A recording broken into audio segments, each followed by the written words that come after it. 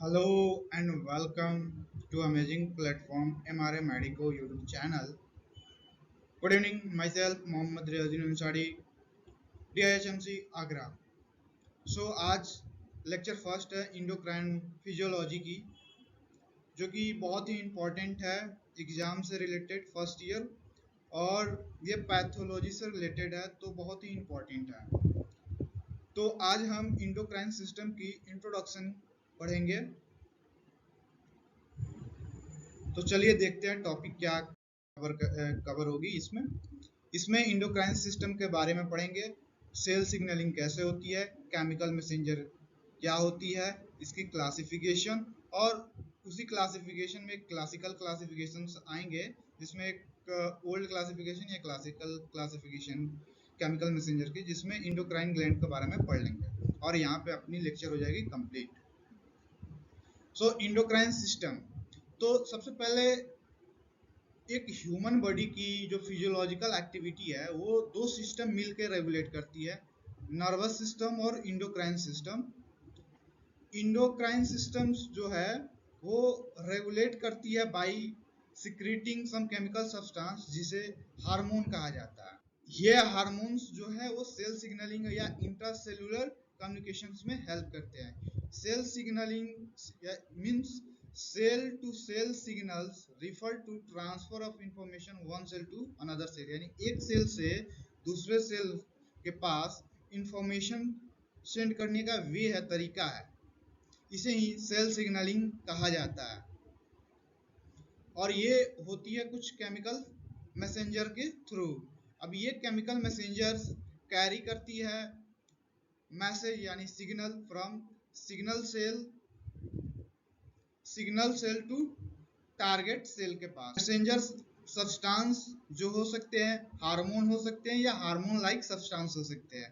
तो चलिए अब देखते हैं क्लासिफिकेशन ऑफ केमिकल मैसेंजर.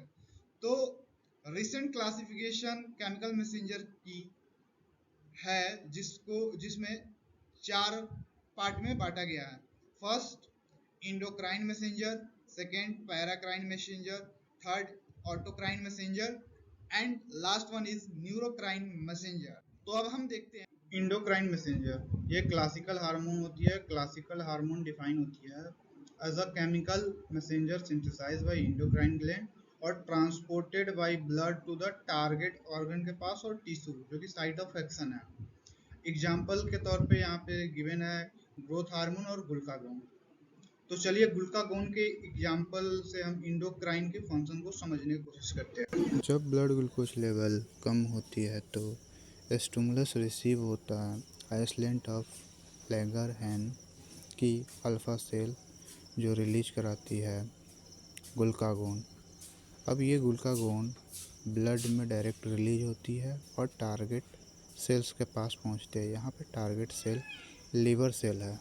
उसके बाद सेलुलर रिस्पॉन्स के बाद ब्लड ग्लूकोज लेवल बढ़ जाती है by the conversion of glycogen to glucose. अब देखते हैं पैराक्राइन मैसेंजर. ये केमिकल मैसेंजर होती है जो डिफ्यूज होती है control cells to target cell. अब ये टारगेट सेल्स जो होगी वो नाइबरिंग डिफरेंट सेल टाइप्स होगी थ्रू इंटरस्टिशियल फ्लूइड. इसकी जो रेंज होगी वो शॉर्ट रेंज होगी, शॉर्ट डिस्टेंस तक ट्रेवल करेगी. एग्जाम्पल के तौर पे समझने की कोशिश करते हैं. जो जब बॉडी के अंदर में अल्फा सेल जो कि रिलीज करती है ग्लूकागोन और बीटा सेल जो करती है इंसुलिन, जब ये दोनों हाई होंगे दैट सिचुएशन स्टिमुलस रिसीव होगा आइसलेट ऑफ लैंगरहैंस के डेल्टा सेल्स को, जो सिक्रीट कराएगी सोमेटोस्टेटिन, जो एक्ट करेगी, यानी जो टारगेट सेल जो है उस पर एक्ट करेगी. टारगेट सेल्स यहाँ पे जो अल्फा सेल और बीटा सेल्स है जो उस पर एक्ट करेगी और ग्लूकागोन और इंसुलिन को इनहिबिट कर देगी. इस तरीके से ये सेलुलर रिस्पॉन्स दे पाएगी. अब तीसरी नंबर मैसेंजर के बारे में पढ़ेंगे. और जक्स्टाक्राइन मैसेंजर और local hormone are the paracrine messenger. और पैराक्राइन मैसेंजर का ये एग्जांपल है, which directly enter the neighbouring target cell through gap junction. तो ये अपना जो मैसेज होती है वो गैप जंक्शन के थ्रू टारगेट सेल तक पहुंचा देती है। एग्जाम्पल के तौर पर प्रोस्टाग्लैंडिन और histamine. Autocrine messengers also called intracellular chemical mediators. Autocrine messenger secreted by the source cell into extracellular fluid that control या regulate करती है activity of source cells और neighboring similar type of source cells. Example के तरफ leukotrienes. ये cell जो है वो खुद ही केमिकल रिलीज कर रही है एक्स्ट्रा सेलुलर फ्लूइड में, और ये केमिकल उसी सेल पे अपनी रिस्पॉन्स शो कर रहे हैं। या हम एक और एग्जांपल से इसको समझने की कोशिश कर सकते हैं। जब वायरल इन्फेक्शन होती है उस केसेस में सेल्स इंटरफेरोन में इन्फेक्टेड रिलीज करती है, जो एक्ट करती है neighbouring similar type of cells पे, जिसके वजह से नाइबरिंग सेल्स इन्फेक्शन से बच जाती है। तो वायरल इन्फेक्शन के केसेस में इस तरीके से सेलुलर रिस्पॉन्स देखने को मिलता है। तो अब देखते हैं न्यूरोक्राइन और न्यूरल मैसेंजर। ये दो टाइप के होते हैं, न्यूरोट्रांसमीटर और न्यूरो हार्मोन्स। तो सबसे पहले न्यूरोट्रांसमीटर्स होते हैं। ये न्यूरोट्रांसमीटर्स जो होते हैं इंडोजीनियस सिग्नलिंग मॉलिक्यूल होती है जो कैरी करती है इंफॉर्मेशन एक नर्व सेल से दूसरे नर्व सेल और मसल्स और अनदर टिश्यूज। एग्जाम्पल एसिटाइलकोलिन और डोपामिन। चलिए इसको किस तरीके से ये काम करता है इसको अंडरस्टैंड करते हैं। तो हमें जब भी स्टिमुलस रिसीव होता है तो न्यूरॉन के थ्रू जो डेंड्राइट्स होते हैं उसके थ्रू रिसीव होंगे और साइटोन और एक्सॉन टर्मिनल से होते हुए दूसरे न्यूरॉन को मिलेगा, लेकिन ये मीडिएटेड होता है न्यूरोट्रांसमीटर के थ्रू। तो जैसे इम्पल्स आए एक्सॉन टर्मिनल में, ये इम्पल्स आए तो क्या होता है एक्स्ट्रा सेलुलर फ्लूइड से कैल्शियम आयन की इफ्लक्स होती है, जिसके वजह से ये जो न्यूरोट्रांसमीटर्स है एसिटाइलकोलिन ये जाके प्री सिनेप्टिक जो मेम्ब्रेन है इससे क्या हो जाती है फ्यूज हो जाती है और वहाँ पे एक्सोसाइटोसिस हो जाती है सिनेप्टिक क्लेफ्ट में। अब ये एसिटाइलकोलिन जो है वो पोस्ट सिनेप्टिक मेम्ब्रेन पर रिसेप्टर मिलती है, उससे जाके बाइंड करती है और वहाँ पे बना लेती है एसिटाइलकोलिन रिसेप्टर कॉम्प्लेक्स की फॉर्मेशन कर लेती है। और बाहर से यानी एक्स्ट्रा सेलुलर फ्लूइड से जैसे सोडियम की एंट्री होती है इफ्लक्स होती है, तो ये जो सिग्नल्स है वो आगे कैरी फॉरवर्ड हो जाती है। यही जो मीडिएटेड जो है यहाँ पे वो न्यूरोट्रांसमीटर के थ्रू आपकी जो सिग्नल है वो ब्रेन तक पहुंच पाती है। अब देखते हैं न्यूरो हार्मोन। न्यूरो हार्मोन जो होती है वो केमिकल सब्सटेंस होती है release by nerve cells. Nerve cells इसको डायरेक्ट रिलीज करती है into blood and transported to distant target cell. Example oxytocin, ADH, hypothalamic releasing hormone. इस न्यूरो हार्मोन का बेस्ट एग्जाम्पल जो है वो हाइपोथैलेमस और पोस्टीरियर पिट्यूटरी के बीच की हार्मोन्स की एग्जांपल है, लाइक ऑक्सीटोसिन, एडीएच। तो न्यूरोसेक्रेटरी सेल्स जो है हाइपोथैलेमस में होती है, जिसकी बॉडीज जो होती हैं वो सेल बॉडी जो हो हाइपोथैलेमस और उसके जो टर्मिनल एंड्स जो होती हैं वो पोस्टीरियर पिट्यूटरी में ओपन होती है।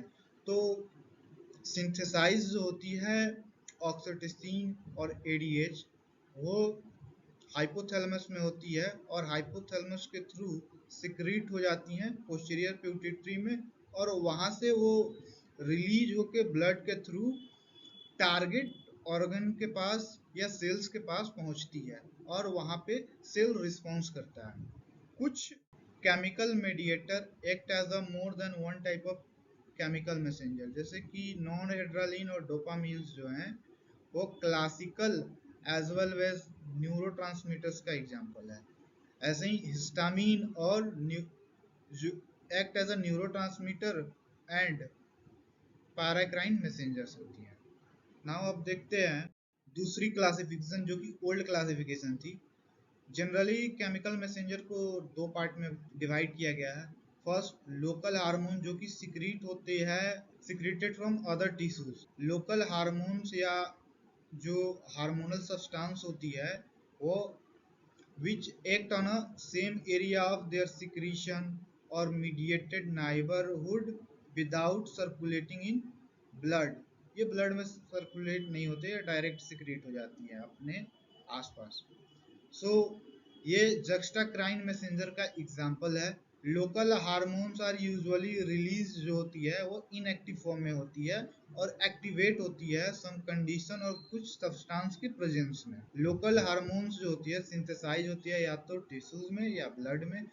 लोकल हार्मोन्स के कुछ एग्जाम्पल हैं like prostaglandin, thromboxanes, prostacyclin, leukotrienes, lipoxins, acetylcholine, serotonin, histamine, substance P, heparin, bradykinin, gastrointestinal hormones.